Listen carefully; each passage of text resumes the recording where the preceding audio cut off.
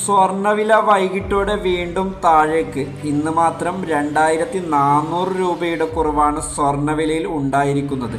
ആഗോള വിപണിയിൽ വില ഇടിഞ്ഞതാണ് കേരളത്തിലെ സ്വർണ്ണവിലയിലും പ്രതിഫലിച്ചത്. കഴിഞ്ഞ 2 ദിവസങ്ങളിലായി സ്വർണ്ണവിലയിൽ ഇടിവ് രേഖപ്പെടുത്തിയിരുന്നു. ആഭരണപ്രേമികളുടെ പ്രതീക്ഷ ഉയർത്തി ഇന്ന് രാവിലെയും വിലയിൽ കുറവ് രേഖപ്പെടുത്തി. പവന് 1920 രൂപയായിരുന്നു ഇന്ന് രാവിലെ കുറഞ്ഞത്.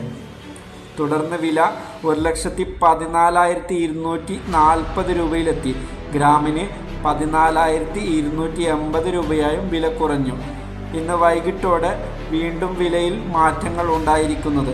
ഒരു ഗ്രാമിന് 60 രൂപയുടെ ഇടിവാണ് ഉണ്ടായത്. ഇതോടെ ഒരു ഗ്രാം വില 14,220 രൂപയും ഒരു പവന് 480 രൂപ കുറഞ്ഞ് 1,13,760 രൂപയിലുമാണ് ഇന്ന് വൈകുന്നേരം.